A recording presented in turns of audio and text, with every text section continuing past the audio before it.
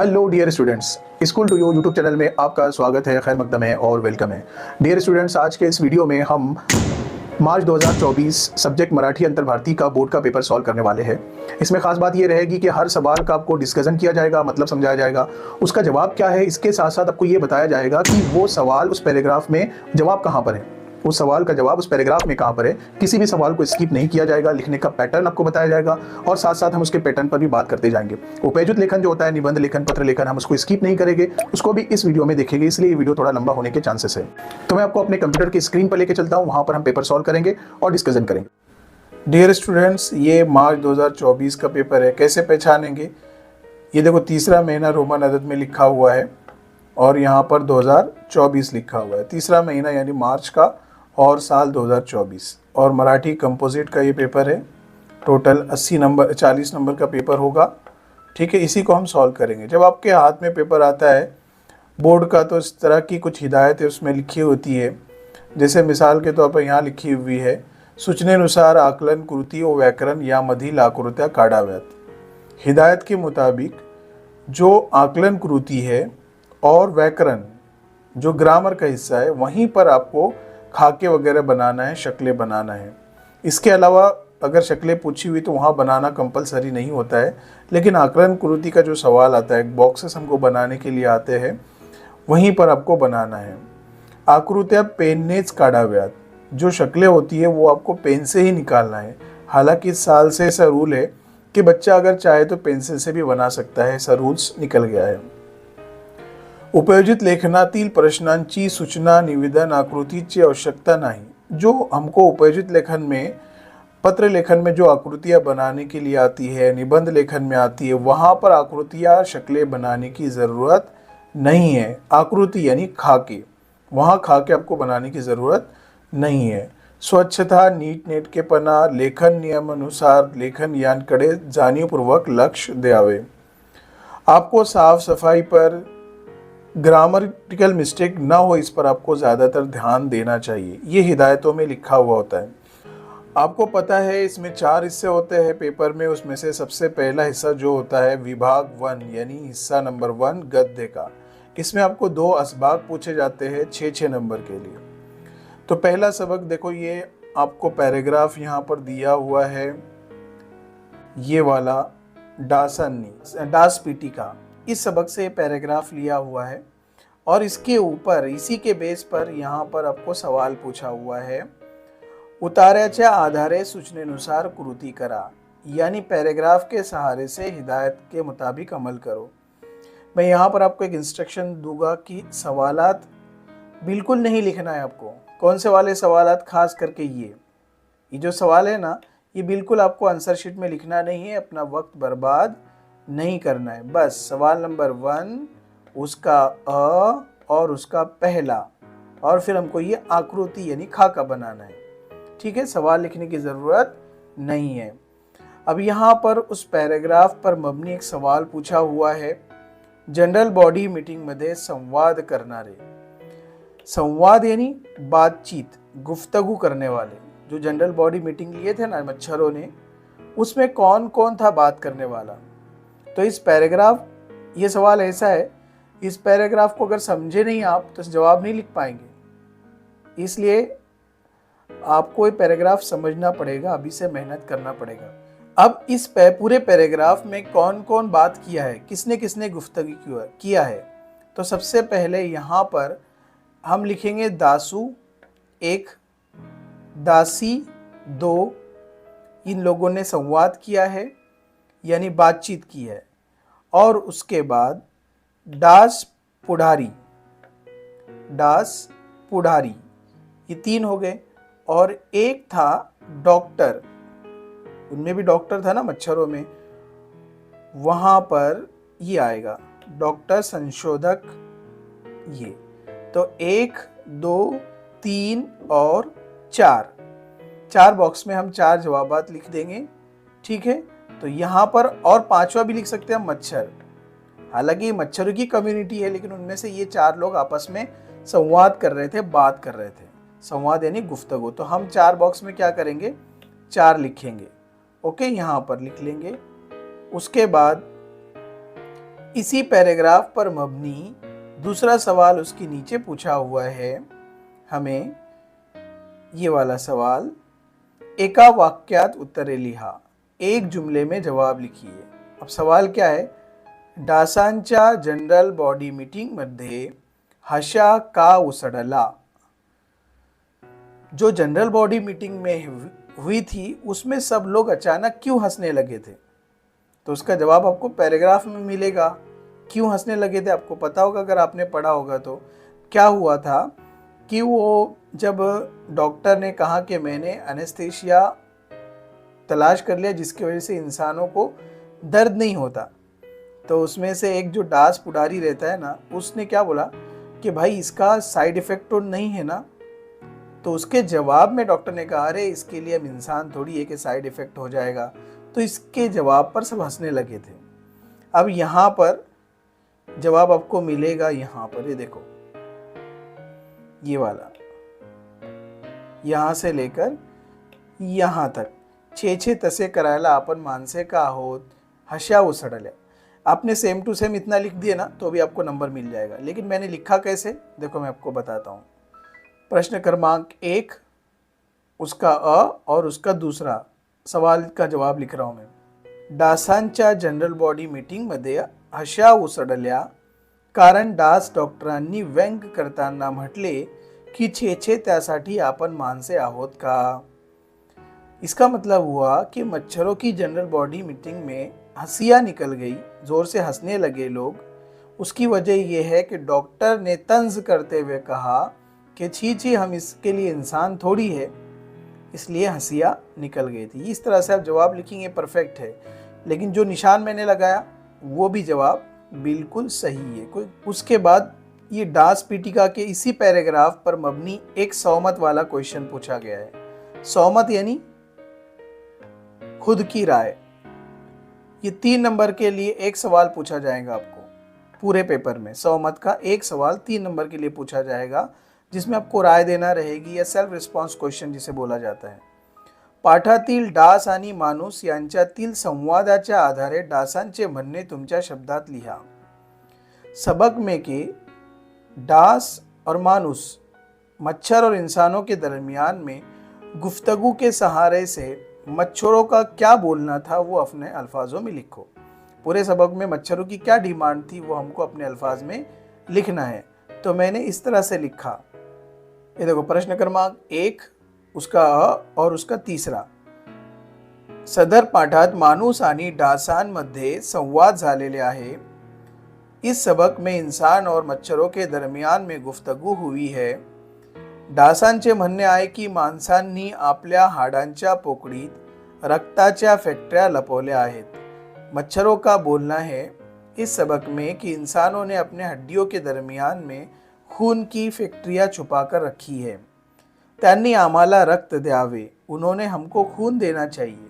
माणूस आम्हाला 2 थेंब रक्त देत नाहीत, इंसान हमको 2 बूंद खून नहीं देता।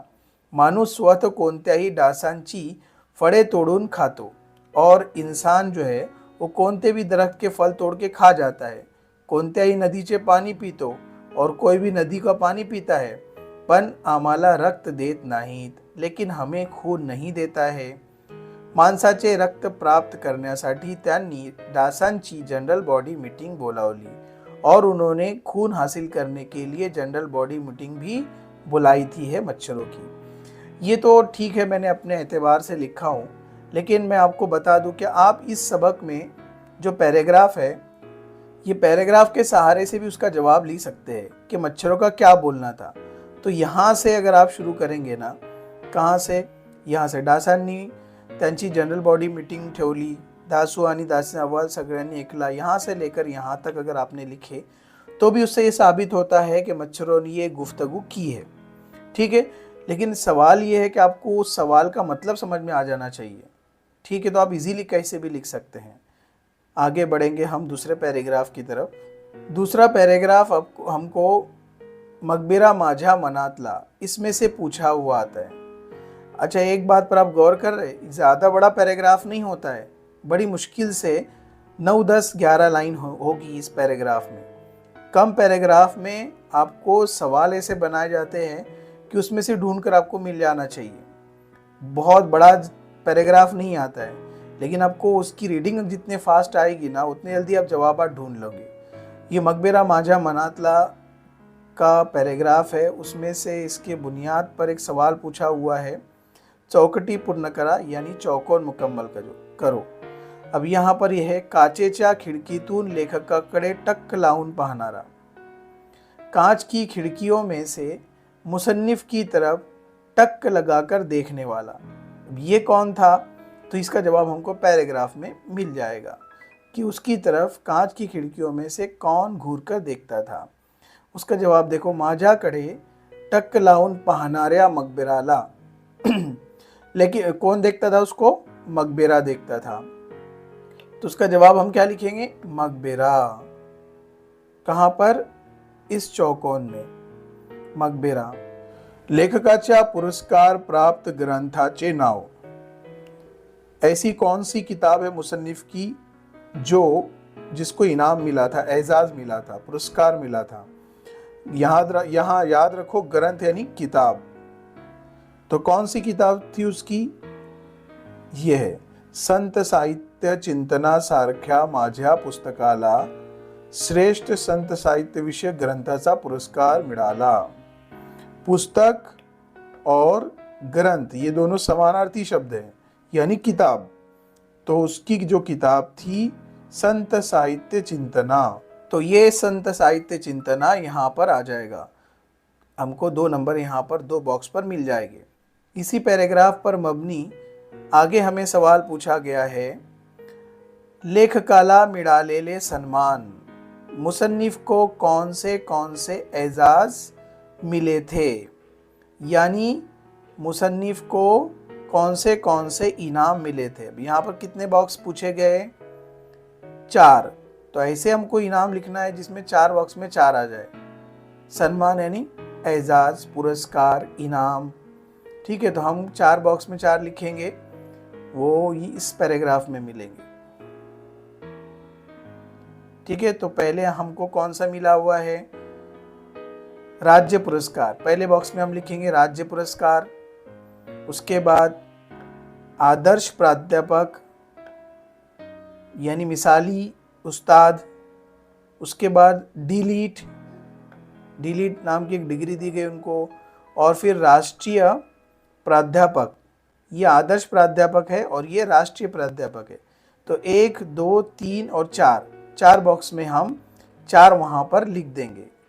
Okay, understood? ठीक है, अब आगे हम बढ़ते हैं। जोड़िया लावा उसी पैराग्राफ पर मबनी है, यानी जोड़िया लगाओ।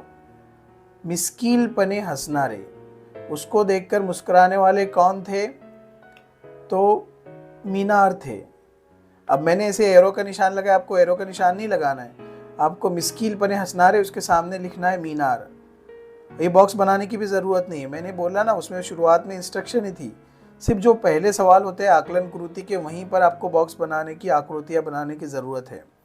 डायरेक्ट सवाल लिखना है आपको, उसके उत्तर में आपको यहाँ लिखना है मिस्कीलपने हंसनारे मीनार।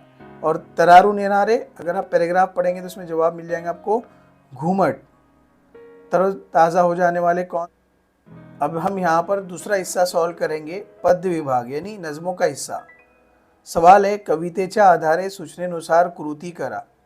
हिदायत के मुताबिक कविता के सहारे से अमल करो। आकृति पूर्ण करा यानी खाका मुकम्मल करो। अगर आप जवाब लिखेंगे ना, तो जवाब लिखते वक्त ये सवाल और ये सवाल दोनों भी अपने आंसर शीट में लिखने की ज़रूरत नहीं है। क्या करेंगे?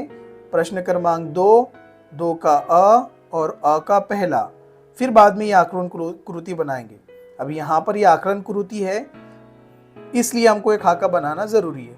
ऊपर लिखेंगे सुगरणीच्या खोप्याला दिलेल्या उपमा। हमेशा याद रखो, उपमा यानी तशबीह देना, किसी चीज़ को किसी चीज़ के जैसा बताना। जैसे उर्दू में सनत तशबीह है, उसमें एक शेर है, नाजुकी उनके लब की क्या कहिए, पंखड़ी गुलाब की सी है। यानी उनके होठों को पंखड़ी, गुलाब की पंखड़ी की तरह कहा गया है।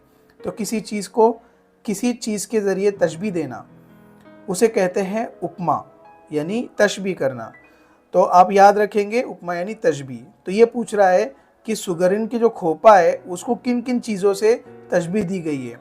तो इस नज़म में उसका जवाब दिया हुआ है कि किस किस चीज़ों से तशबीह दी गई है। तो पहला है जैसा झूलता बंगला, जैसे झूलता हुआ बंगला। तो पहले बॉक्स में हम लिखेंगे झूलता बंगला, और दूसरे बॉक्स में लिखेंगे जैसा गिलक्याचा कोसा, जैसे गिलके का कोसा है। दूसरे बॉक्स में हम ये लिखेंगे। अभी जो नज़म है पाखरांचे मागणे, ये नज़म से पर एक सवाल पूछा हुआ है। दिलेल्या काव्य पंक्तींचा सरळ अर्थ लिहा। दिए हुई नज़म का आपको क्या करना है, खुलासा लिखना है। सरल अर्थ यानी खुलासा। यहाँ पर एक लफ्ज़ आ सकता है भावार्थ।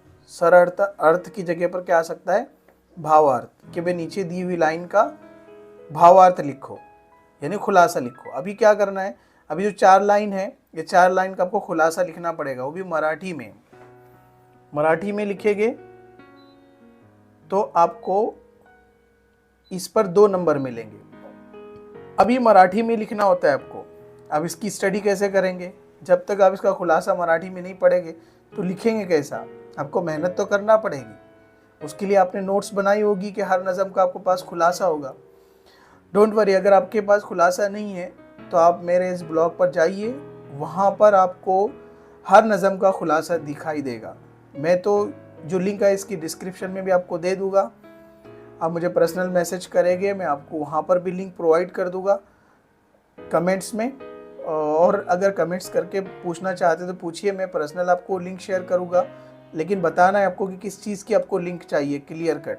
जैसे फॉर एग्ज़ाम्पल मुझे सरल अर्थ की लिंक चाहिए, तो मैं आपको तमाम नज़मों का जो सरल अर्थ है वो भेज दूँगा।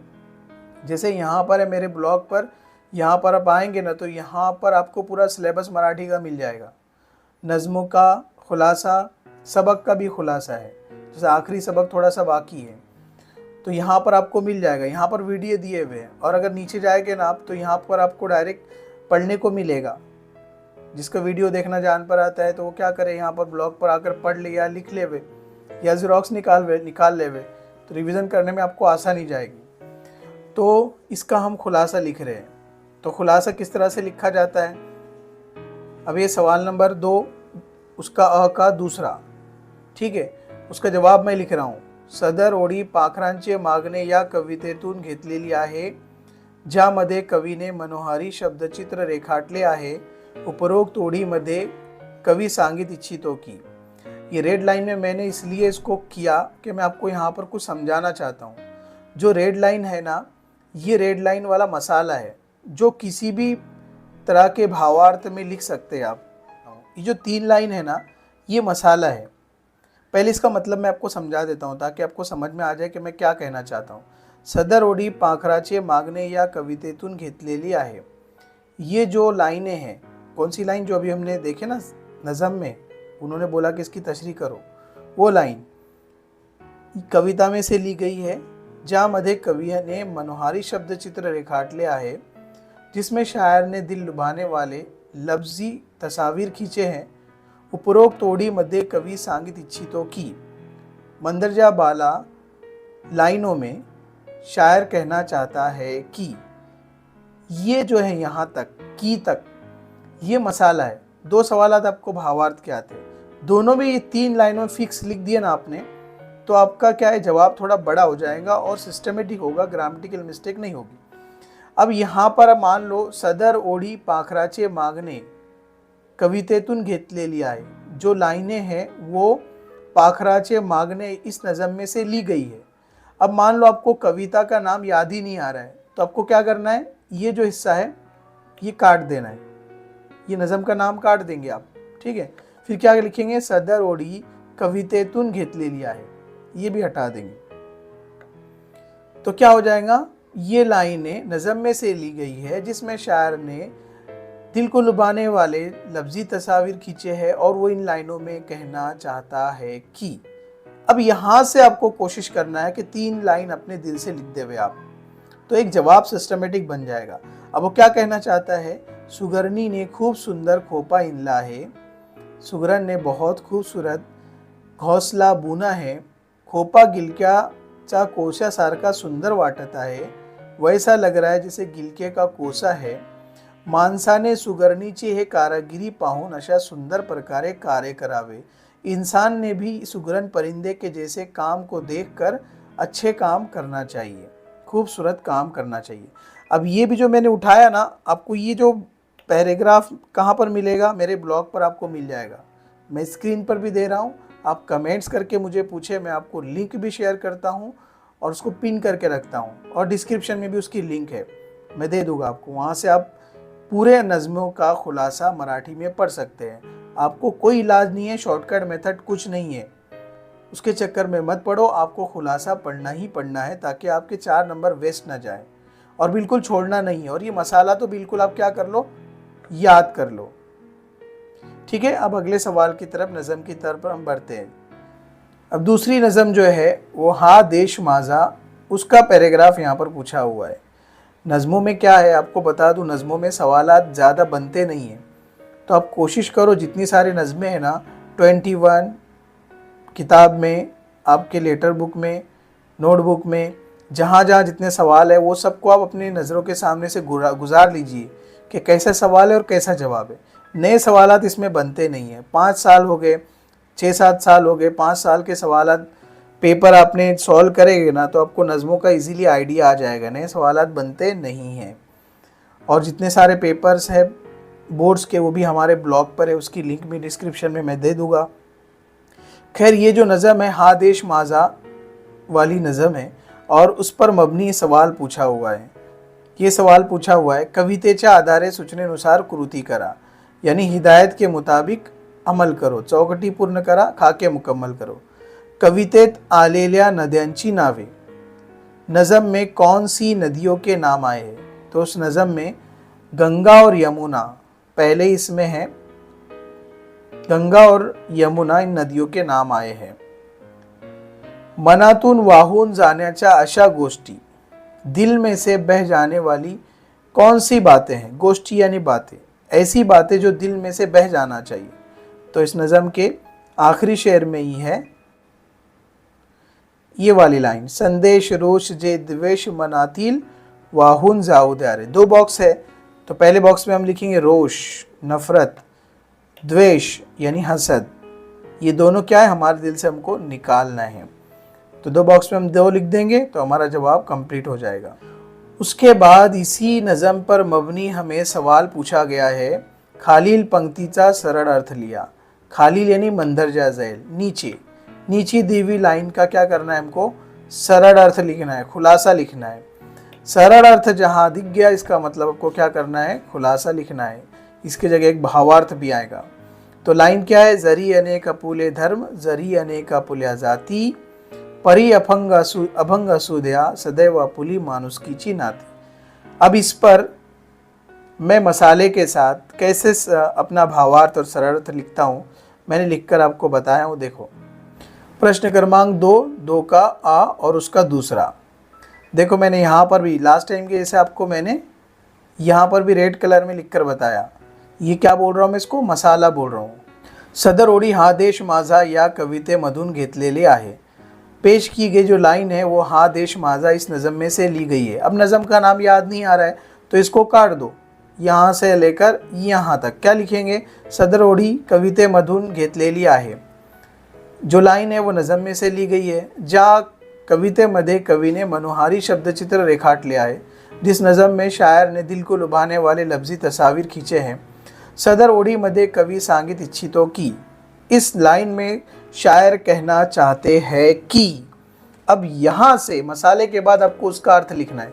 अब यहाँ पर हो क्या रहा है, आपकी 2 लाइन बढ़ रही है और एक इफेक्ट पड़ रहा है कि आप जवाब बिल्कुल तरतीब से लिख रहे हैं, है ना, कि शायर ये कहना चाहता है, इस नज़म में से लिया हुआ है. ये जू के तू अब याद कर ले वे, ठीक है. अब यहाँ से थोड़ी आपको मेहनत करना पड़ेगा 3 लाइन के लिए. मैं फिर से कह रहा हूँ कि मेरे ब्लॉग पर मैं उसकी लिंक दे रहा हूँ, वहाँ पर आपको हर नज़म का खुलासा मिल जाएगा. शॉर्टकट कोई तरीका नहीं है, हर नज़म का खुलासा आपको मराठी में पढ़ना है. 10 लाइन पढ़ेंगे तो उसमें से 3-4 लाइन आप लिखेंगे. तो ये मैंने वहीं से उठाया हूँ, वहाँ से कॉपी किया और आपको बता रहा हूँ क्या लिखा हूँ मैंने वहाँ पर ब्लॉग पर भी. आपण अनेक धर्माचे जातीचे लोक इथे या भूमीवर नांदत आहोत. हम इस ज़मीन पर अलग अलग धर्म के और जात के लोग जी रहे हैं, पण आपले माणुसकीचे नाते आपला सर्व धर्म समभाव नेहमी भंग अटूट राहू द्या। लेकिन हमारा जो इंसानियत का रिश्ता है वो सभी धर्म के बराबर है और हमेशा इसको अटूट रहने दो। बिल्कुल मैंने शॉर्ट और स्वीट, ऐसा लंबा चौड़ा उसका खुलासा वहाँ नहीं लिखा हूँ। इसी तरह से बस काफ़ी है, 1 2 3 4 5 6 लाइन आपके 2 नंबर के लिए काफ़ी है, ठीक है। लेकिन शर्त है कि आप इधर से भी दबा रहे हो, फिर इधर से भी, एकदम बहुत छोटा नहीं लगना चाहिए, ओके। और ये आपको मसाला याद करना ही करना है, ये आपको बहुत आसानी कर देगा जवाब में। इसमें ग्रामेटिकल मिस्टेक नहीं होना चाहिए, जैसे मैंने लिखा वैसे ही आप उसको याद कर लें और की के आगे उसके आगे जवाब अपनी लिखने की कोशिश करें। अभी हमने सबक का हिस्सा पढ़ लिए, नज़म का हिस्सा समझ लिए, ठीक है। 2 सबक आए हैं 6 नंबर के लिए, 12 हो गए, और 2 नज़में आई 4 नंबर के लिए, ये 8 और वो 12, 20 नंबर हमारे हो गए। लेकिन इस 20 नंबर में से जो भावार्थ है वो 4 नंबर के लिए आए। पहली नज़म में 2 नंबर का सवाल आया खुलासे के लिए, और दूसरे नज़म में 2 नंबर का सवाल आया, मतलब 4 नंबर आपको खुलासा पढ़ना है। बच्चे उसको हार्ड समझ के छोड़ देते हैं। इनके जैसा सवाल आया कि भाई अब समझ ही नहीं रहा है, फिर भी हमको गलत सलत लिख कर थोड़ा बहुत मैच करके मेहनत करके आपको लिखना है, लेकिन सवाल का जवाब बिल्कुल ब्लैंक छोड़ना नहीं है। उसके बाद तीसरा हिस्सा भाषा अभ्यास यानी ग्रामर। व्याकरण घटकावर आधार कृती करा, ग्रामर के अज्जा पर मबनी अमल। उसमें से 2 नंबर के लिए सवाल आया है। क्या आया है? काळ, जमाने के एतबार से। ओळखून लिहा, पुढील वाक्यांचा काळ ओळखून लिहा। मंदरजा झैल जुमले का ज़माना क्या करो, पहचान कर लिखो। अब जब आंसर पेपर में आप लिखेंगे तो ना ही ये सवाल लिखने की ज़रूरत है और ना ही ये सवाल लिखने की ज़रूरत है और ये भी लिखने की ज़रूरत नहीं है। बस क्या करेंगे, ऊपर लिखेंगे विभाग 3 प्रश्न क्रमांक 3 का अ का पहले का पहला, और फिर उसका जवाब यहाँ पर लिखेंगे। अब ये क्या है, और याद रखो ये जैसा लिखा हुआ है ना, यहाँ पर ये इंग्लिश में 3 लिखा हुआ है और यहाँ पर रोमन में 1 लिखा हुआ है, तो आपको ऐसे के ऐसे ही लिखना है। अगर एक आपने ऐसा कर दिया तो दोनों मैच हो गए, ये अलग हो जाएगा फिर।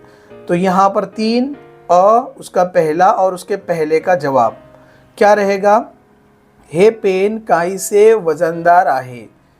यहाँ पर आहे आया है। जब भी मराठी के किसी जुमले के आखिर में आहे, आहोत और आहात आ जाए तो जुमला वर्तमान काल का होगा। शर्त ये है कि उसके पहले नार ना आ जाए। अगर आहे के पहले नार आ जाएगा तो वो भविष्य काल में चला जाएगा। अब यहाँ पर नार नहीं है। अगर ये ट्रिक आपको सीखना है तो वो भी मेरे YouTube चैनल पर अवेलेबल है, आप कमेंट करके मुझे पूछिए, मैं लिंक शेयर करता हूँ। यहाँ पर आहे आया है, इसलिए ये कौन सा ज़माना हुआ, वर्तमान काळ का। इतिहासाची एक प्रक्रिया पूर्ण झाली। देखो मैंने बच्चों को ऐसे पढ़ाया कि जब मराठी के जुमले के आखिर में ला, ली, ले और लो आखिर में आ जाए और उसके आगे कुछ ना हो तो वो जुमला भूतकाल का होता है ना। तो यहाँ पर अगर ली आया है तो ये भूतकाल का जुमला होगा। अगर आपको ऐसे नहीं समझ में आ रहा है तो देखो इसका मतलब मैं बता रहा हूँ। इतिहासाची एक प्रक्रिया पूर्ण झाली, तारीख का एक पूरा राउंड मुकम्मल हो गया। गया क्या में आता है, जो काम हो चुका है वो भूतकाल में होता है। यहाँ पर आपको सिर्फ मेन ज़माना लिखना होता है, वर्तमान है या भूत है या भविष्य है। उसका ज़हरी ज़माना लिखने की गलती मत करना कि वो सामान्य है क्या पूर्ण है कि पूर्ण है, वो आपको हिंदी में लिखने की ज़रूरत है, हिंदी में आपको लिखना पड़ेगा, ठीक है। अब आगे बढ़ते हैं। वाक्य प्रचार यानी मुहावरे। खालील वाक्य प्रचार व त्यांचे अर्थ यांच्या योग्य जोड्या जुड़वा। नीचे दिए हुए मुहावरे और उनके मतलब के साथ उनकी मुनासिब जोड़ियाँ लगाइए। अब यहाँ पर बॉक्स दिया हुआ है, आपको बॉक्स बनाने की भी ज़रूरत नहीं है। सवाल नंबर डालिए और लिखो भांबाऊन जाने, ये रोमन अदद में रहना चाहिए। अब भांबाऊन जाने का मतलब होता है गोंधड़ून जाने, डर जाना, घबरा जाना। तो ये ऐसा एरो का निशान नहीं लगाना है आपको क्या करना है, भांबाऊन जाने के सामने क्या करना है, गोंधड़ून जाना लिखना है। जीवापाड प्रेम करने, बहुत ज़्यादा प्यार करना, तो इसका जवाब है खूब प्रेम करने। तो इसके सामने आपको लिखना रहेगा खूब प्रेम करने। ठीक है, बॉक्स बनाने की ज़रूरत नहीं, टाइम वेस्ट नहीं करना, बहुत टाइम हमारा वेस्ट हो जाता है। अगर है आपके पास वक्त तो बॉक्स बना लीजिए, और ये भी लिखने की ज़रूरत नहीं है और ये भी लिखने की ज़रूरत नहीं है, ये वाला सवाल। ओके, अब आगे हम बढ़ते हैं। अब शब्द संपत्ति यानी लफ्ज़ों का खजाना या जायदाद। तो इस सवाल में समानार्थी शब्द लिखना है। समानार्थी शब्द यानी सिनोनिम्स, जिसके मानी एक जैसे हो, लफ्ज़ भले ही अलग अलग हो लेकिन मानी एक जैसे होना चाहिए। अब यहाँ पर चित्त है, चित्त के मानी होते हैं दिल, तो मराठी में चित्त को क्या बोला जाता है? मन। यह समानार्थी शब्द हो गया, चित्त और मन। मेघ, मेघ यानी बादल, और बादल को मराठी में और क्या बोलते हैं? ढग। तो हम यहाँ लिखेंगे ढग, ये 1 नंबर हमको मिल गया। उसके बाद नेक्स्ट, पुढील वाक्यातील अक्षरांवरून अर्थपूर्ण 2 शब्द तैयार करा। क्या बोल रहे समझ लो, जो आगे लफ्ज़ दिया हुआ है उसके अक्षर से यानी हुर्फों से 2 हमको क्या करना है? लफ्ज़ बनाना है। जो हमें आगे जो ये लफ्ज़ दिया हुआ है इनके हुर्फों से 2 लफ्ज़ बनाना है। हुर्फ और लफ्ज़ का मतलब आप समझ रहे हैं ना, मैं क्यों जोर दे रहा हूँ कि लफ्ज़ के मानी होते हैं हुर्फ, सॉरी अक्षर के मानी होते हैं हुर्फ, जैसे अ आ ई उ ये, और शब्द के मानी होते हैं लफ्ज़, यानी कोई एक पूरा लफ्ज़, जैसे आई एक पूरा शब्द है, लफ्ज़ है। तो इसके हुर्फों से हमको क्या करना है? 2 ऐसे लफ्ज़ बनाना है जो बामानी हो। तो इसके मैं बनाऊंगा, जैसे 3 बना के बताता हूँ मैं आपको। मिरव यानी घुमाना, 1। उसके बाद कर, 2। कर यानी टैक्स, और एक बनता है यहाँ पर वर, वर यानी दूल्हा।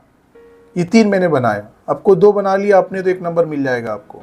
लेकिन ऐसा कि जिसका कुछ मतलब निकलता हो, बेमतलब कितने भी बना लिए आपने तो आपको नंबर मिलेंगे नहीं। उसके बाद अगला सवाल है, खाली दिलेल्या शब्दामधून अचूक शब्द ओळखा। दिए हुए लफ्ज़ों में से सही लफ्ज़ निकाल कर पहचानो। आपको क्या करना है? ये 4 लफ्ज़ दिए हुए, इसमें से जो सही लफ्ज़ है ना वो आपको पहचान कर अपने पेपर में लिख देना है। ये चारों के चारों लिखने की आपको ज़रूरत नहीं है, ना ही ये सवाल लिखने की ज़रूरत है, बस आपका सवाल नंबर सही रहना चाहिए। आपको पहचानना है, चारों में से हमने पहचाना, कौन सा सही है इसमें से? देखो ये और ये दोनों कंफ्यूज करने वाले हैं, तो याद रखो कठिन जो है दूसरी विलांटी वाला कठिन सही है और उसमें बड़ा न रहेगा, ये वाला से। हम क्या करेंगे? इसको उठाएंगे और डायरेक्ट अपने आंसर शीट में लिख देंगे, चारों लिखने की ज़रूरत नहीं है। अगला सवाल है, ग्रामर का हिस्सा चल रहा है हमारा, भाषा अभ्यास। खाली दिलेल्या विराम चिन्हांची नावे लिहा। मंदरजा झैल विराम चिन्हों के नाम लिखो। बहुत इजी पूछा हुआ है, एक जगह पूछा हुआ है प्रश्न चिन्ह, तो हम यहाँ लिखेंगे प्रश्न चिन्ह, और ये क्या है? पूर्ण विराम चिन्ह। अब मैं एक बात बता दूँ आपको, बच्चे पहचान लेते हैं कि हाँ ये प्रश्नवाचक चिन्ह है या प्रश्न चिन्ह है, ये पूर्ण विराम है, लेकिन आप गलत नहीं मानना, हजरत को लिखते ही नहीं आता विराम चिन्ह कैसे है। अगर आपको किसी ने बोल भी दिया कि भाई जो पहला है निशान है ना वो प्रश्न चिन्ह है, और हजरत को यहाँ लिखते ही नहीं आ रहा है कि प्रश्न चिन्ह लिखे कैसा, अब वो गलत लिखेगा ना, हालांकि वो लिख रहा है प्रश्न चिन्ह, लेकिन अगर उसने ग्रामेटिकल मिस्टेक यहाँ किया तो उसका नंबर वहाँ कट जाएगा। इसलिए याद रखो, आपको ये याद तो करना है कि ये प्रश्न चिन्ह है, लेकिन उसको लिखते कैसा है वो भी याद करना है। ठीक है, जैसे हिंदी में एक है एक्सक्लेमेटरी निशान को बोला जाता है विस्मयादि बोधक चिन्ह। अब मैं बोलता हूँ कि पहला निशान विस्मयादि बोधक चिन्ह है, उसके बावजूद भी बच्चे नहीं लिख पाते क्योंकि उनको लिखते नहीं आता है, इसलिए लिखने की भी प्रैक्टिस आपको करना है। डियर स्टूडेंट्स, जो अगला हमारा पार्ट है यानी विभाग है वो नंबर 4 है, उपयोजित लेखन, जिसमें सबसे पहले पत्र लेखन पूछा जाता है। ये पत्र लेखन पर एक डिटेल वीडियो हमारा है कि जो कमज़ोर बच्चे हैं वो किस तरह से पत्र लेखन करेंगे, वो वीडियो आप जाकर ज़रूर देखिए कि आपको ज़्यादा लिखने की ज़रूरत नहीं पड़ेगी। बहुत सारा मवाद ऐसे है कि जो हर पत्र में फ़िट हो जाता है। उसका वीडियो की लिंक मैं ग्रुप में डिस्क्रिप्शन में दे दूँगा, वहाँ से आप जाकर देख लीजिए, या फिर ये वीडियो जो इसका इमेज बता रहा हूँ वो वहाँ से आप जाकर देख लें। डियर स्टूडेंट्स, आपको 4 नंबर के लिए पत्र लेखन पूछा जाता है 9वीं और 10वीं के अंदर, और ये मार्च 2024 का पेपर हमारे सामने है। दो ऑप्शन होते हैं, दोनों में से हमको एक लिखना होता है। तो सबसे पहले हम क्या करेंगे, इस सवाल को समझ लेंगे। सवाल क्या है, नादिर स्पोर्ट्स, मंगळवार पेठ, कराड, खेळाचे साहित्य मिळण्याचे विश्वसनीय ठिकाण। यानी नादिर स्पोर्ट्स एक दुकान का नाम है, मंगळवार पेठ कराड ये उसका एड्रेस है, खेळाचे साहित्य मिळण्याचे विश्वसनीय ठिकाण जहाँ पर खेलों के चीज़ें मिलती है। उसके बाद खेळाडूंसाठी आकर्षक सहूलत, जो प्लेयर्स होते हैं उनके लिए सहूलत दी जाती है, ये उस दुकान की खुसूसियत है। शैक्षणिक संस्थानसाठी विशेष सहूलत, जो तालीमी इदारे होते हैं उनके लिए भी ख़ास सहूलत दी जाती है। ये उनका संपर्क यानी एड्रेस है, ईमेल आईडी है। और ये कौन है, व्यवस्थापक ने एडवर्टाइजमेंट दिया हुआ है। ये हमारे सामने क्या है, एडवर्टाइजमेंट है। अब इसमें इस एडवर्टाइजमेंट को देखकर हमको सवाल पूछा गया। क्या सवाल है, योगेश है लड़का या फिर योगिता है मोरे, ये उनका सरनेम है, योगेश मोरे, योगिता मोरे। अगर आप लड़का है तो योगेश मोरे लिखेंगे, अगर आप लड़की है तो योगिता मोरे लिखेंगे। अगर आपको नहीं समझ में आ रहा है तो कोई मसला नहीं, आप लड़का होने के बावजूद अगर आपने योगिता मोरे लिखे तो कोई भी प्रॉब्लम नहीं है। लेकिन ये बेटर रहेगा कि अगर आप लड़के हैं तो योगेश लिखो और लड़की है तो योगिता मोरे लिखो। विद्यार्थी प्रतिनिधि या नाते नहीं, आपको क्या करना है, आप रिप्रेजेंटेटिव है स्टूडेंट्स के, उस रिश्ते से आपको क्या करना है, खत लिखना है। नंबर 1 ऑप्शन, क्रीडा साहित्य खरेदीवर विशेष सवलत दिल्याबद्दल अभिनंदन करणारे पत्र व्यवस्थापकांना लिहा।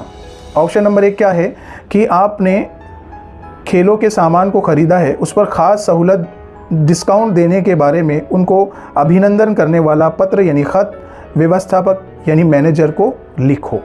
एक ऑप्शन हो गया। हमको 2 ही सवाल आते हैं, एक तो अभिनंदन करने के लिए आते हैं या तो फिर मांगनी करने के लिए आते हैं। ओके, अभिनंदन यानी मुबारकबाद देने के लिए, मांगनी यानी डिमांड करना। ठीक है, अब दूसरा ऑप्शन हमारे पास है कि आपको स्टूडेंट्स रिप्रेजेंटेटिव होने के नाते दूसरा ऑप्शन है खत लिखने के लिए कि क्रीडा साहित्याची मागणी करणारे पत्र व्यवस्थापकांना लिहा, कि खेलों का सामान मंगवाने के लिए डिमांड, मांगनी यानी डिमांड करने के लिए, मंगवाने के लिए पत्र खत व्यवस्थापकांना यानी मैनेजर को लिखो। व्यवस्थापक यानी मैनेजर को लिखना होता है। ठीक है, जब भी पत्र का क्वेश्चन आता है आपके सामने तो सबसे पहली घंटी आपकी क्या बजना चाहिए कि भाई ये सवाल कौन सा है, औपचारिक है या अनौपचारिक है, रस्मी खत है या गैर रस्मी खत है। दोनों सवालात पढ़ लिया है, दोनों को पहचानेंगे कैसे कि ऐसा खत जो हमारे रिश्तेदार या दोस्त को लिखते हैं वो अनौपचारिक पत्र होता है, और जो इन दोनों के अलावा पत्र होते हैं वो औपचारिक पत्र होते हैं यानी रस्मी खत होते हैं। अब ये पत्र जो है वो औपचारिक पत्र हैं यानी रस्मी खत है। अब जैसी दूसरी घंटी आपकी बजना चाहिए दिमाग में कि हाँ भाई ये रस्मी खत है। अब उसका फॉर्मेट क्या है, अब फॉर्मेट क्या है, जैसी घंटी बजेगी तो आपके जहन में आ जाना चाहिए कि ये फॉर्मेट है। मैं फिर से बोलूँगा आपको कि अगर फॉर्मेट अच्छी तरह से आपको याद करना है तो आप मेरे यूट्यूब पर जाइए चैनल पर और वीडियो देखिए जिसमें मैंने डिटेल चीज़ें बताया हूँ। ओके, ये 2024 मार्च 2024 का पेपर सॉल्व कर रहे हैं। अभी हम इसका जवाब लिखेंगे। ठीक है, हमेशा आप पत्र का जवाब नए पे से शुरू करेंगे। तो सबसे हम ऊपर डालेंगे ये कौन सा पत्र है, औपचारिक।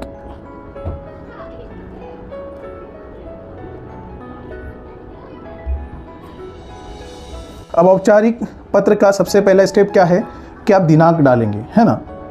आपको ये स्टेप याद रहना चाहिए कि भाई सबसे पहला क्या होता है, दिनांक। तो आज की तारीख जो भी रहेगी, जैसे मान लो 1 नवंबर, आप मराठी में भी लिख सकते हैं, यहाँ पर इंग्लिश में भी लिख सकते हैं, डेट का कोई मसला नहीं है। ओके, यहाँ पर हमने डेट डाल दिया। उसके बाद प्रति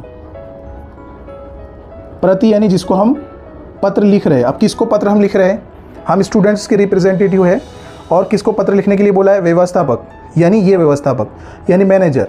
तो हम क्या लिखेंगे, प्रति व्यवस्थापक। ठीक है, कॉमा। अब इसका एड्रेस क्या है, यहाँ पर लिखा हुआ है नादिर स्पोर्ट्स, मंगळवार पेठ, कराड़। तो हम यहाँ पर लिखेंगे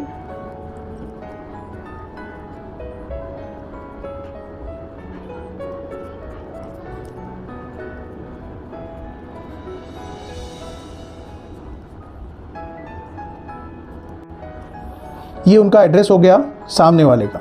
ठीक है, इसके बाद क्या आता है, इनका ईमेल आईडी आता है। अगर दिया हुआ है तो ठीक, नहीं तो नहीं दिया हुआ है तो अपने मन से आप कुछ भी डालेंगे तो चलेगा। जैसे यहाँ पर दिया हुआ है ऑलरेडी, तो हम यहाँ पर ईमेल उनका एड्रेस डाल देंगे।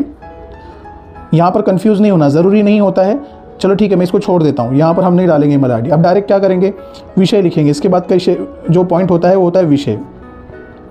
पहला दिनांक, दूसरा प्रति, तीसरा विषय। विषय क्या है, हम क्यों लिख रहे हैं, यहाँ पर ये वाला पत्र हम लिखेंगे, क्रीडा साहित्याची मागणी करणारे पत्र, ये वाला। तो हम विषय में लिखेंगे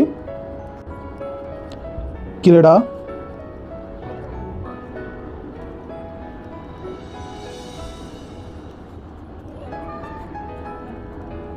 साहित्याची मागणी बाबत, ये हमारा विषय हो गया। ठीक है, शॉर्ट और स्वीट मैं आपको बता रहा हूँ।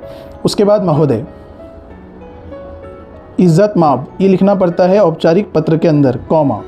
ठीक है, ये हमारा यहाँ से स्टार्ट हो गया। अब यहाँ से आपको लिखना पड़ेगा। सबसे पहले तो हम क्यों लिख रहे हैं कि हमको जो सामान है वो मंगवाना है, खेलों का सामान मंगवाना है। उपरोक्त यानी ऊपर के विषयानुसार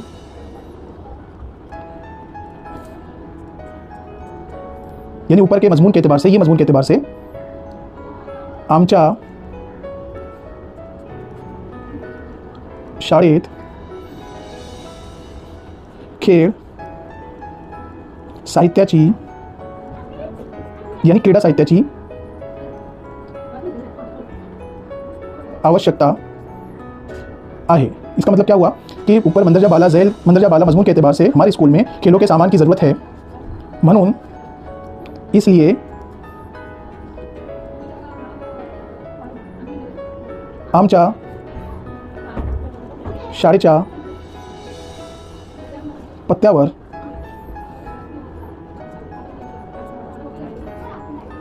खालील क्रीडा साहित्य पाठवावे। यहाँ पर क्या बोल रहे हैं आप कि हमारे स्कूल के पते पर हमें खेलों का सामान भेजो, जो हमने नीचे लिखा हुआ है। जब भी आप डिमांड करते हो ना, तो यहाँ पर आपको जो चीज़ें आपको चाहिए उसकी लिस्ट बनाना बहुत ज़रूरी है।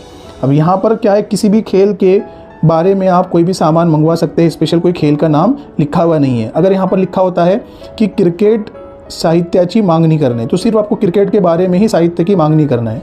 तो हमको कौन सी चीज़ें चाहिए, यहाँ पर वो हम लिखेंगे।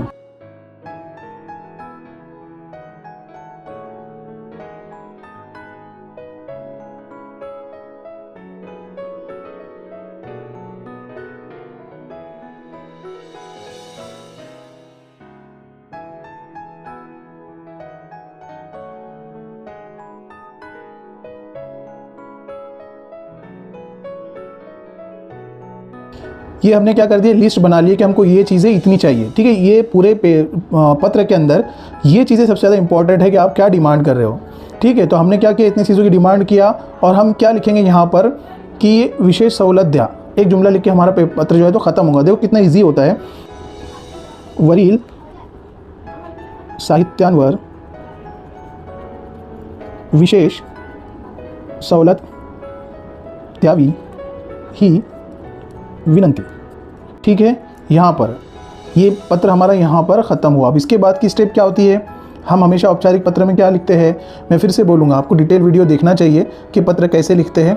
तो ज़रूर वहाँ पर जाके चैनल पर जाकर आप ये वीडियो ज़रूर देखें। अब इसके बाद हम लिखते हैं धन्यवाद। धन्यवाद, ये इसके बाद की स्टेप है महोदय। उसके बाद ये मजमून, उसके बाद ये धन्यवाद लिखेंगे। अब उसके बाद हम प्रेषक का पूरा पता लिखेंगे। भाई जो कौन लिख रहा है, तो हम क्या लिखेंगे, अब मैं लड़का हूँ या लड़की हूँ, तो हम लिखेंगे योगेश, कौन सा वाला, ये वाला, ये मेरा एड्रेस है ना, योगेश, सॉरी नाम है, पता नहीं है, योगेश मोरे, ये मेरा नाम है। अब पूरे पेपर के अंदर कोई भी स्कूल का नाम नहीं दिया हुआ है, ना ही इसका एड्रेस दिया हुआ है। ठीक है, तो हम क्या लिखेंगे, योगेश मोरे। आसान एड्रेस हम लिखेंगे जो भी है, तो जो आप अच्छे से लिखेंगे, खारा रोड, जलगांव या जड़गांव। ठीक है, ये हो गया एड्रेस। यहाँ पर एक चीज़ याद रखना कि यहाँ पर आपकी ईमेल आईडी लिख देना, किसकी, आपकी बोले तो योगेश मौर्य की। अब यहाँ पर हालांकि यहाँ पर नहीं लिखा हुआ ईमेल आईडी, लेकिन हम कुछ भी लिख देंगे, जैसे xyz@gmail.com। देखो ये हो गया आपका एड्रेस पूरा, और पूरा पता ये है। ठीक है, अब इसको जैसे आप बॉर्डर देंगे ना, तो ये पूरा पत्र एकदम खुलकर आ जाएगा। बहुत इजी होता है, ज़्यादा आपको लिखने की ज़रूरत नहीं, मैंने शॉर्ट और स्वीट आपको लिखकर बताया। ऊपर औपचारिक पत्र आपने डाला, दिनांक डाला, प्रति डाला, विषय डाला, महोदय, पूरा मैटर लिखा, धन्यवाद, और यहाँ पर आपका एड्रेस रहेगा। ये प्रेषक का एड्रेस है। ओके, देखो कितना खूबसूरत दिख रहा है। यहाँ पर एक चीज़ आप याद रखेंगे कि जैसे मैंने यहाँ पर ग्रामेटिकल मिस्टेक नहीं किया, उसी तरह से अगर आप भी ग्रामेटिकल मिस्टेक नहीं करते हैं तो यहाँ पर 4 में से 4 आपको ये नंबर मिल जाएंगे। ये सवाल है और ये जवाब है। ठीक है, मुझे उम्मीद है आपको बहुत अच्छी तरह से ये पत्र समझ में आ गया होगा, और अगर नहीं समझ में आया तो इस पर मेरे डिटेल वीडियो आप प्लीज़ वो देख लिए तो आपको समझ में आ जाएगा। पत्र लेखन के बाद ये सवाल है, खालीलपैकी कोणतेही एक कृती करा। यहाँ पर आपको क्या करना है, कोई एक करना है। पैकी मतलब में से कोई एक करना है, दोनों भी करते नहीं बैठना है। अब यहाँ पर उसने क्या पूछा है, एक जगह पूछा है गद्य आकलन, और दूसरी जगह क्या पूछा है, जाहिरात लेखन। तो गद्य आकलन या जाहिरात लेखन, दोनों में से आपको एक करना है। दोनों भी हल करके सवाल नहीं है, वो टाइम वेस्ट आपका हो जाएगा, बाकी सवालात रह जाएगा। लो, तीसरा भी पूछा है बातमी लेखन, यानी 3 ऑप्शन है और 3 ऑप्शन में से आपको कोई एक करना है। लेकिन अभी तो हम प्रैक्टिस कर रहे हैं, हमको पूरा ही सॉल्व करके देखना पड़ेगा। तो मैं पहले आपको गद्य आकलन सॉल्व करके बताता हूँ। डियर स्टूडेंट्स, ये आपके सामने गद्य आकलन का प्रश्न है जो उपयोजित लेखन में पूछा जाता है। ये गद्य आकलन 4 नंबर का पूछा जाता है, जिसमें एक ऐसा पैराग्राफ दिया जाता है और एक सवाल होता है, जिसका मतलब होता है कि ऐसे 4 सवालात तैयार करो जिनके जवाबात इस पैराग्राफ में एक जुमले में मिले। जब आप गद्य आकलन का प्रश्न सॉल्व करते हैं तो उसमें इन बातों का आपको ख्याल रखना होता है। नंबर 1, कम से कम 4 सवालात बनाने होते हैं। नंबर 2, जवाबात लिखने नहीं होते हैं, यानी जो आपने सवालात बनाए हैं उसके जवाबात लिखने की ज़रूरत नहीं होती है, जवाबात खुद चेकर ढूंढ लेगा। नंबर 3, हर सवाल के बाद प्रश्न चिन्ह लगाना ज़रूरी होता है। इस तरह से इन बातों का ख्याल रख के आपको ये सवालात हल करना होते हैं। अब गद्य आकलन का सवाल, खालील उतारा वाचून त्यावर 4 प्रश्न असे तयार करा की ज्यांची उत्तरे प्रत्येकी एका वाक्यात येतील। इसका मतलब हुआ, उतारा यानी पैराग्राफ, मंदरजा झैल पैराग्राफ पढ़कर 4 ऐसे सवालात तैयार कीजिए जिनके जवाबात एक जुमले में आएंगे। ये आपके सामने पैराग्राफ है। अब हम 4 सवालात बनाएंगे और मैं आपको सजेस्ट करूँगा कि आप 4 की बजाय 5-6 बना लें, क्योंकि अगर 1-2 गलत आए तो हमारे 4 नंबर सेफ रहे। ये बहुत आसान क्वेश्चन होता है, हम सॉल्व करके देखेंगे।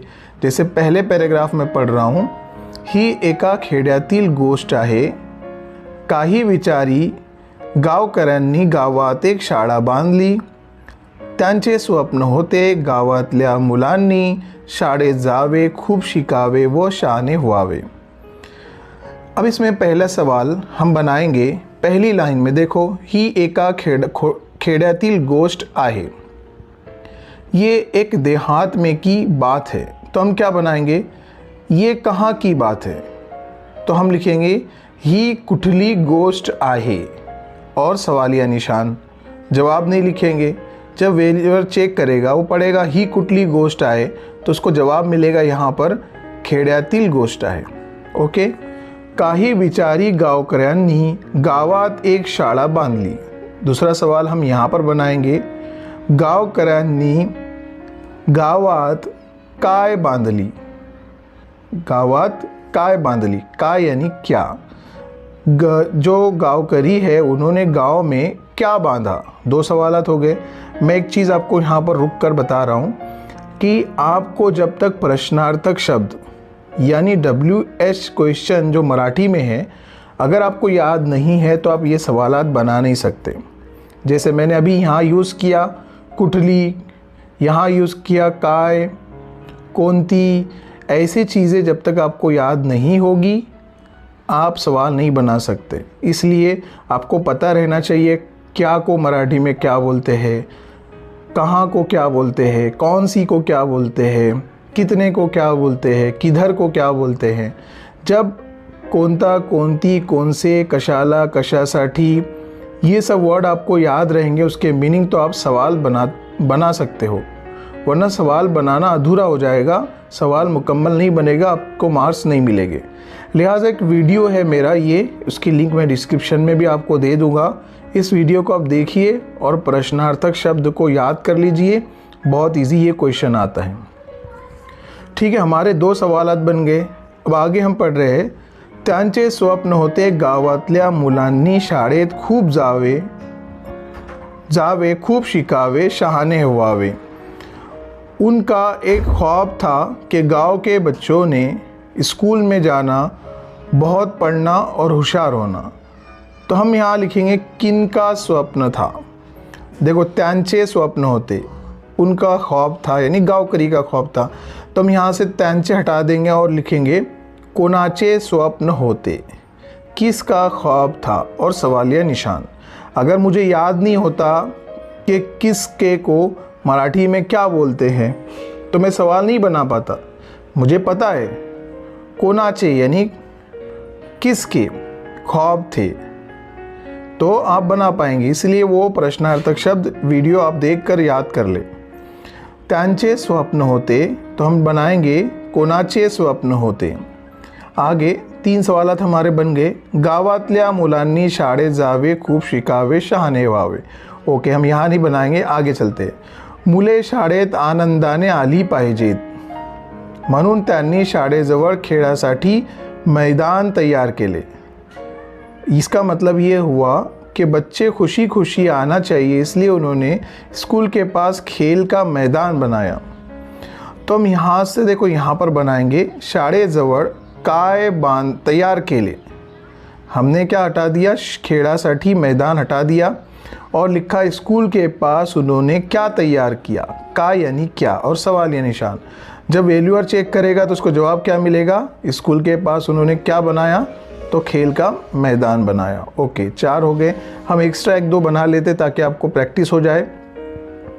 खेळाचे सामान आणले, हम यहाँ पर भी बना सकते। त्यांनी काय आणले, तो हम लिखेंगे, जवाब मिलेगा वैल्यूअर को खेळाचे सामान आणले। ओके, शिक्षक सुद्धा नेमले पण शाळेत मुलेच येईना, फक्त 5-6 मुले आली। अब यहाँ पर हम लिख सकते हैं स्कूल में 5-6 बच्चे आए, तो हम लिखेंगे शाळेत किती मुले आली, क्वेश्चन मार्क। बन गए सवालात, बहुत इजी थे। बाकीची मुले रानात जात, गुरे राखत, आई वडिलांना शेतीत मदत करत। तो यहाँ पर भी हम बना सकते हैं आई वडिलांना कौन मदत करीत। तो आई वडील को कौन मदत करता था, बच्चे मदत करते थे। गाडगे बाबांनी सर्व गावकऱ्यांना शिक्षणाचे महत्त्व सांगितले।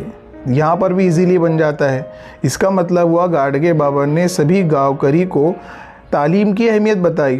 तो हम बनाएंगे कि किसने गांवकरी को तालीम की अहमियत बताई है। तो किसने के लिए क्या होता है, कोणी सर्व गावकऱ्यांना शिक्षणाचे महत्त्व सांगितले, क्वेश्चन मार्क। आपको 4 ही सवाल बनाना होते हैं, लेकिन 2-3 एक्स्ट्रा बना लेना, 2 एक्स्ट्रा बना लेना, ताकि अगर 1-2 सवाल गलत आए तो उसमें आपका कवर हो जाए। बहुत इजी क्वेश्चन होता है। इस तरह के ही प्रैक्टिस आप कीजिए। मेरे आपको जब प्लेलिस्ट आप ओपन करेंगे तो इसमें से बहुत सारे वीडियोस आपको मिलेंगे जो पेपर्स के हम सॉल्व करते हैं। जो पेपर अभी हम सॉल्व कर रहे हैं, मार्च 2024 के पेपर में क्वेश्चन पूछा हुआ है, उसी की हम प्रैक्टिस कर रहे हैं। तो आप भी प्रैक्टिस के लिए बहुत सारे वीडियोस हमारे चैनल पर अवेलेबल है, वहाँ से देखकर प्रैक्टिस कीजिए, आपको समझ में आएगा। और याद से प्रश्नार्थक शब्द यानी कोण, कधी, कसा, कसे, कोणाला, कशासाठी, ये सब वर्ड्स के मीनिंग आप याद कर ले ताकि आपको गद्य आकलन में बनाने में आसानी हो। ये वाला गद्य आकलन का सवाल हमने सॉल्व किया। अब उसके बाद ऑप्शन में हमसे पूछा गया है जाहिरात लेखन यानी एडवर्टाइजमेंट। इसको भी मैं आपको सॉल्व करके बता रहा हूँ। इसी की हम प्रैक्टिस करेंगे किस तरह से जाहिरात लेखन बनाया जाता है। इस तरह का सवाल होता है, पुढील शब्दांचा आधार घेऊन आकर्षक जाहिरात तैयार करा। यानी सामने के दिए हुए पॉइंट्स का इस्तेमाल करके पूरा असर एडवर्टाइजमेंट तैयार कीजिए।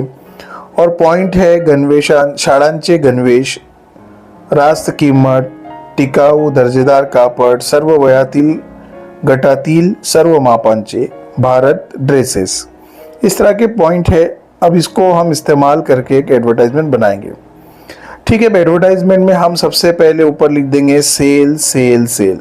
नए पेज से हमको शुरू करना होता है, ये बात आप ध्यान रखेंगे। आधे पेज में एडवर्टाइजमेंट पूरा असर दिखाई नहीं देंगी। और ये भी एक स्किल होती है कि हमारे पास एक ही पेन होता है ब्लू। अगर हमारे पास अलग अलग कलर के पेन होते तो हम ज़रा अच्छा बना लेते, लेकिन एक ही पेन में वो भी पूरा असर जाहिरात बनाना एक तरह की स्किल है, कला है। वो आपको प्रैक्टिस से धीरे धीरे आ जाएंगी कि कहाँ पर हमको बोल्ड करना है, बड़ा करना है, किसी को बारीक कर देना है, हॉरिजॉन्टल घुमा देना है, कोई एक तस्वीर बना देना है, वगैरह वगैरह। आपको ये एडवर्टाइजमेंट से धीरे धीरे आपको ये सब चीज़ सीखने को मिलेगी। तो हम क्या करेंगे, हमने क्या किया, सेल सेल 3 बार ऐसा बोल्ड में बड़े राइटिंग में लिखेंगे, क्योंकि एडवर्टाइजमेंट तो ऐसी ही होती है। उसके बाद हम क्या करेंगे, यहाँ पर एक पॉइंट है ये वाला, दर्जेदार कापड़, यानी मजबूत और दर्जेदार कपड़ा। तो हम इसको एक जुमला बना देंगे, दर्जेदार गणवेश मिळण्याचे ठिकाण, मजबूत यूनिफॉर्म मिलने की जगह। गणवेश यानी यूनिफॉर्म। और उसके बाद हमें एक पॉइंट मिल रहा है पर भारत ड्रेसेस, ये किसी दुकान का नाम है, भारत ड्रेसेस। ठीक है, तो हम क्या करेंगे, बोल्ड में लिख देंगे भारत ड्रेसेस, और थोड़ा बड़ा लिखेंगे क्योंकि दुकान का नाम बड़ा होना चाहिए। और एक और काम करेंगे, इसको हम क्या करेंगे, बॉक्स में डाल देंगे, तो ज़रा उठ कर दिखेगा, खुल कर दिखेगा। अब यहीं पर आपको समझ में आ गया होगा कि देखो एक पॉइंट हमने लिखा है, छोटा लिखा है, ठीक है, छोटे फॉन्ट में लिखा है, और यहाँ पर हमने डार्क और इसको बॉक्स बनाया है। ये एक तरह की कला है। अच्छा, अब हमको ये समझा है कि कपड़े की दुकान का नाम है, तो हम क्या करेंगे, कपड़ा का किसी भी तरह का एक इमेज बना देंगे। मैं यहाँ पर एक फ्रॉक का इमेज बना देता हूँ, आप किसी शर्ट का जो आपको नॉर्मल आए और टाइम वेस्ट ना हो ऐसा कोई भी इमेज आप बना लेना, इससे एडवर्टाइजमेंट और अच्छी लगेगी।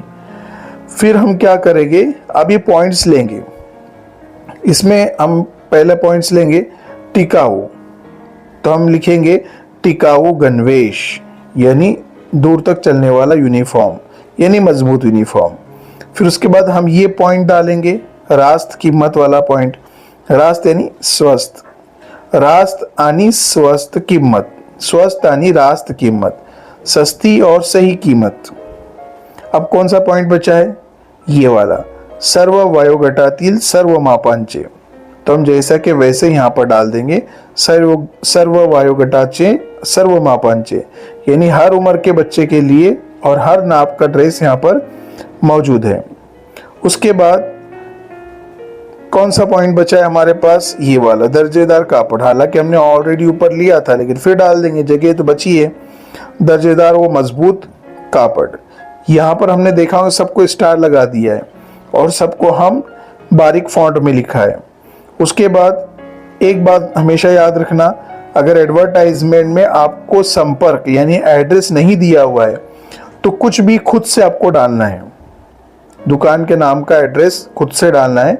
वरना आपने एडवर्टाइजमेंट तो दे दिया है कि हमारे वहाँ कपड़े मिलते हैं, लेकिन भाई कहाँ पर मिलते हैं वो तो बताओ, तो इसको एड्रेस यहाँ पर डालना कंपलसरी होता है। अब यहाँ पर बोल रहा हूँ मैं संपर्क यानी कांटेक्ट करो, अलमीरा शाह, फ़ोन नंबर हमारा, ये हम कुछ भी यहाँ पर डाल सकते हैं। आप यहाँ पर ईमेल भी डाल सकते हैं। यहाँ पर एडवर्टाइजमेंट रेडी हो गई है। यहाँ पर थोड़ी सी जगह बच रही है तो हम यहाँ पर इंग्लिश में डाल देते लिमिटेड ऑफर, ये जगह भी बिजी हो गई है। ठीक है, आप ये पूरे एडवर्टाइजमेंट में आप देख रहे होंगे मैंने कहीं पर डार्क किया, कहीं पर छोटा किया, कहीं पर स्टार लगाया, कहीं पर हॉरिजॉन्टल कर दिया। तो आपको इसी चीज़ को इस्तेमाल करना है अपने पेपर में। ठीक है, अब बचा है हमारा बॉर्डर। अगर हम बॉर्डर देंगे ना तो ये एडवर्टाइजमेंट खुलकर आ जाएंगे, बगैर बॉर्डर के अच्छा नहीं लगता है। तो चलो हम इसको डार्क पेन से क्या कर देंगे, एक बॉर्डर दे देंगे। तो हमने ये बॉर्डर दिया। अब देखो हमारा एडवर्टाइजमेंट जो है तो खुलकर आ गया पूरे आंसर पेपर पर। ये एडवर्टाइजमेंट ऐसा लग रहा है कि वाकई में एडवर्टाइजमेंट है। तो डियर स्टूडेंट्स, ये इस तरह से हमने एडवर्टाइजमेंट बनाया है 4 नंबर के लिए। मैं ओवरऑल मैं आपको ये बताना चाह रहा हूँ कि आपको क्या करना है कि एक तस्वीर का इस्तेमाल करना है रिलेटेड कोई भी चीज़। जैसे मान लो आपको दंत मंजन की एडवर्टाइजमेंट आ गई है, तो दंत मंजन का एक डब्बा बना देंगे। उसके बाद कुछ चीज़ बोल्ड में हो, डार्क में हो, डबल पेन ट्रेस कर देने का है ना, पेंसिल से, स्केल से, सॉरी पेंसिल से नहीं, पेन से ही आपको करना है। एक ही पेन है लेकिन कहीं पर डार्क हो, कहीं हल्का सा हो, कहीं पर आपको बॉक्स बना लेना है, ठीक है, कहीं पर कोई इमेज बना लेना है। और लास्ट में संपर्क है, सेल है, इसको हम क्या करेंगे, थोड़ा घुमा देंगे तो क्या करेगा, एडवर्टाइजमेंट खुल कर आएगा। अगर इस तरह से आप एडवर्टाइजमेंट बनाते हो तो आपको 4 में से 4 नंबर मिल जाएंगे ज़रूर। शर्त ये कि इसमें क्या नहीं है, ग्रामेटिकल मिस्टेक नहीं है। कहीं पर आपकी, अगर आपने ये छोड़ दिया कि बोल्ड नहीं किया, इटैलिक नहीं किया, तो ये चल जाएगा, लेकिन उसमें अगर ग्रामेटिकल मिस्टेक करते तो 100% आपके आधा 1-2 नंबर कट जाते हैं। इसलिए ग्रामेटिकल मिस्टेक नहीं करना और एडवर्टाइजमेंट ऐसे बनाना जैसे मैंने आपको बनाकर बताया। जाहिरात लेखन के बाद उन्होंने सवाल किया है तीसरा बातमी लेखन, तीनों में से एक करना है। अब मैं बातमी लेखन को स्किप कर रहा हूँ क्योंकि वीडियो बहुत लंबा हो जाएगा।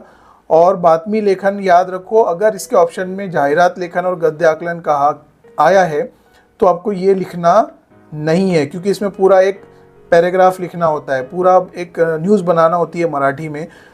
अगर आपने बना भी लिए तो अगर उसमें ग्रामेटिकल मिस्टेक हो गई तो वहाँ पर नंबर आपके कट जाएंगे। कथा लेखन, हमारा ध्यान इधर गया ही नहीं था। उन्होंने बोला कि उसमें से कोई एक आपको करना है। अब यहाँ पर उन्होंने 4 ऑप्शन दिए है। कथा लेखन यानी कहानी लेखन, कहानी बनाओ, या तो बातमी लेखन करो, या तो फिर जाहिरात लेखन करो, या फिर गद्य आकलन का सवाल करो। और इसमें से सबसे आसान कौन सा है आपको बताओ, गद्य आकलन का सवाल है। तो ये कथा लेखन है। चलो मैं कथा लेखन, ये जो कहानी है वो भी सॉल्व करके बता रहा हूँ। इस सवाल में आपको कुछ पॉइंट्स दिए हुए होते हैं, उस पॉइंट्स के सहारे से मराठी में कहानी बनाना होती है। सबसे पहले आपको टाइटल देना होता है, इस पर आधा नंबर है। कहानी आप कोशिश करें कि ज़माने माजी में यानी भूतकाल में लिखे, और आखिरी में एक उससे सीख लिखे कि इस कहानी से क्या सीखने को मिलता है। इन पॉइंट्स के सहारे से हम एक कहानी बनाएंगे। पॉइंट्स क्या है, एक कोल्हा, एक लोमड़ी, भूख लगती है, द्राक्षांची बाग, अंगूर की बाग, खाण्याची इच्छा, खाने की ख्वाहिश, द्राक्षांचा वेल उंच, अंगूर की बेलें बहुत ऊंची, उड़िया मारतो, जंप लगाती है, थक जाती है, आंबट द्राक्षे, खट्टे अंगूर। इन मुद्दों से हम अब कहानी बनाएंगे मराठी में। तो हम टाइटल देंगे द्राक्षे आनी लोमड़ी। अब मैं पहले पढ़ के बताऊंगा और फिर उसके बाद उसका हिंदी में ट्रांसलेशन भी करके दिखाऊंगा। एकेकाळी एक कोल्हा जंगलात भर दुपारी फिरत होता. त्याला भूक लागली होती. थोड्याच वेळात कोल्हा सुंदर बागेत पोहोचला. त्याला द्राक्षांच्या वेलीवर द्राक्षांचा एक मोठा घड दिसला. इसका मतलब हुआ, एक जमाने में एक लोमड़ी जंगल में दोपहर में घूम रही थी. उसको भूख लगती है. थोड़ी ही देर में लोमड़ी खूबसूरत बागीचे में पहुंच जाती है. उसको वहां पर अंगूर की बेलों पर अंगूर के बहुत बड़े गुच्छे नजर आते हैं. झाडाच्या फांद्यांवर लटकलेले द्राक्षांचे घड पाहून त्याच्या तोंडाला पाणी सुटले. तहानलेला कोल्हा उद्गारला, वाह, द्राक्षे किती रसाळ दिसतात.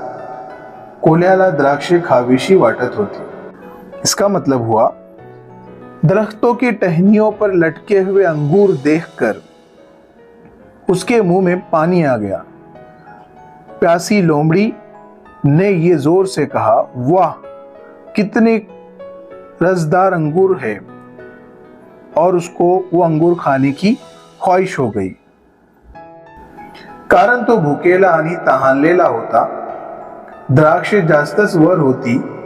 तरी कोल्ह्याने पूर्ण ताकदीने आणि आत्मविश्वासाने उडी मारली. पहिल्यांदा जेव्हा त्याने उडी मारली तेव्हा तो द्राक्षांपर्यंत पहुंचू शकला नहीं, क्योंकि वो बहुत भूखा था, प्यासा था. कौन? लोमड़ी. अंगूर बहुत ज्यादा ऊपर थे फिर भी लोमड़ी ने बहुत ताकत के साथ और खुद एतमादी के साथ जंप लगाया। पहली मर्तबा जब उसने जंप लगाया तो वो अंगूर तक पहुंच नहीं पाई। दुसऱ्यांदा त्याने सर्व धीर एकटवला आणि म्हणाला, पुन्हा प्रयत्न करूया। पुन्हा त्याने प्रयत्न केले, परंतु सर्व व्यर्थ गेले। त्याचे प्रयत्न कमी पडले, द्राक्षे अजूनही त्याच्या आवाक्याबाहेर होती।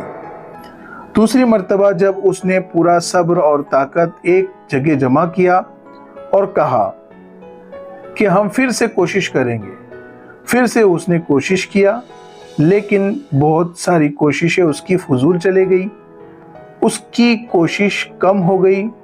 अंगूर भी उसकी हैसियत से अभी भी बाहर थे।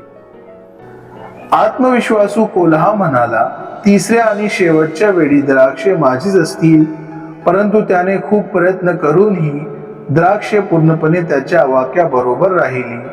निराश भुकेला कोल्हा पुटपुटला। खुद एतमाद से भरी हुई वो लोमड़ी तीसरे से कोशिश करती है और आखिरी कोशिश में मेरी ही कामयाबी होगी, ये उसने सोचा।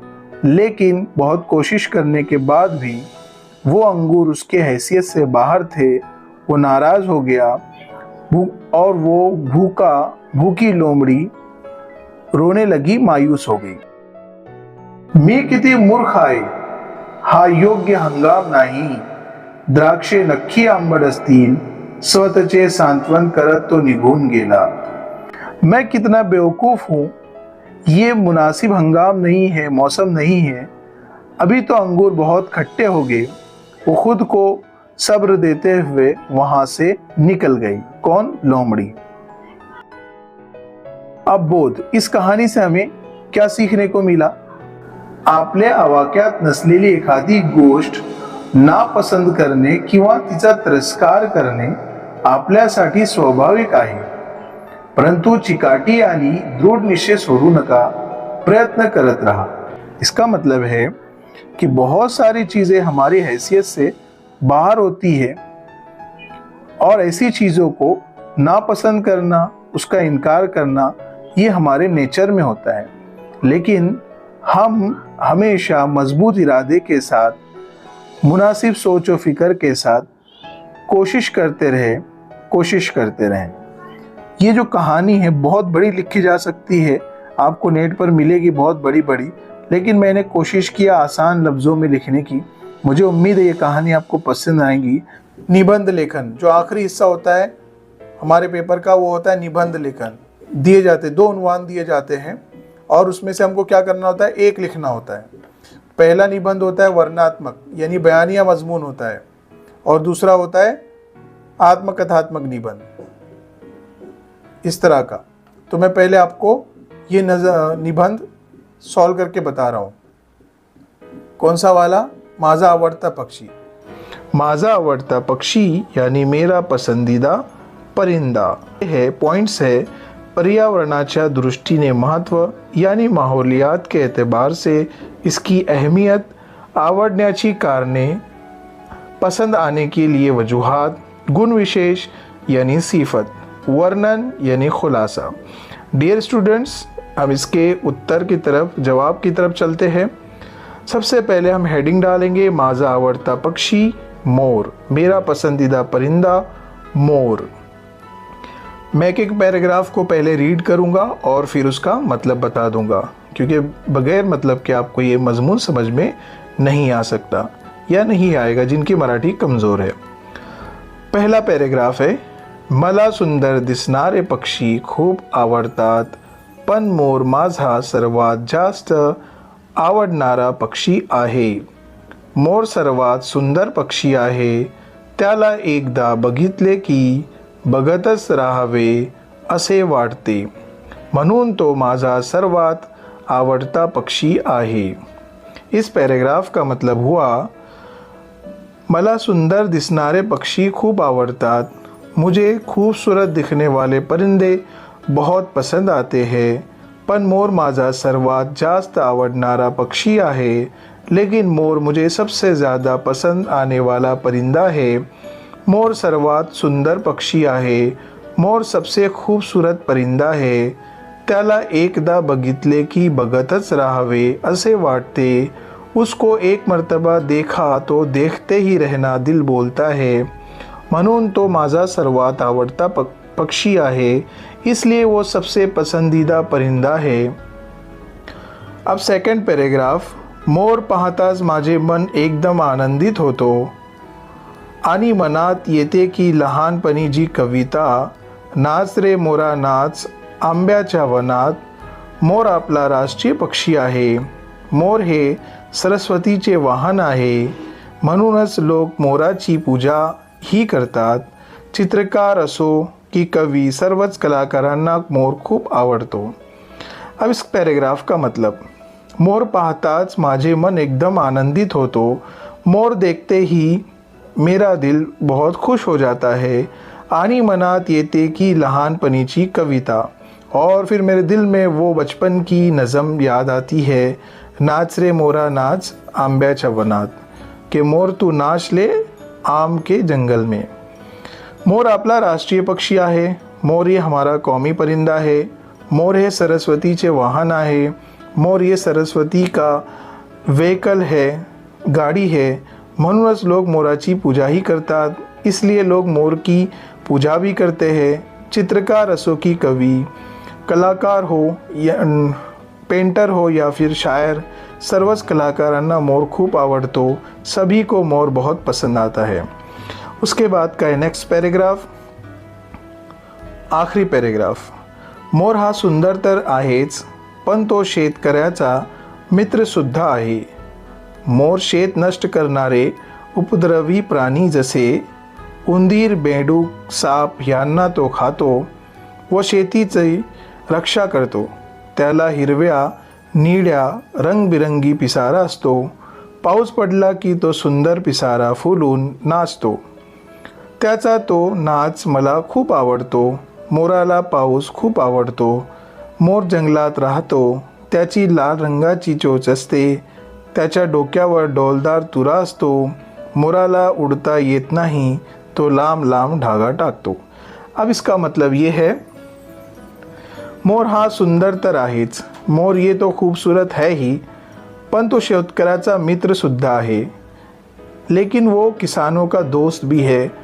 मोर शेत नष्ट करनारे उपद्रवी प्राणी, मोर खेत को ख़त्म करने वाले जानवर जैसे जैसे उंदीर यानी चूहा, बेडूक यानी बेंडक, सांप यानी सांप यांना तो खातो, इनको वो खा लेता है।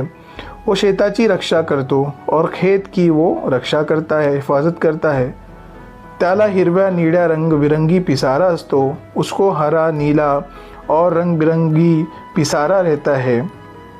पाऊस पडला की तो सुंदर पिसारा फूलून नाचतो, और जैसी बारिश होती है वो अपने पिसारे को खोल कर नाचता है।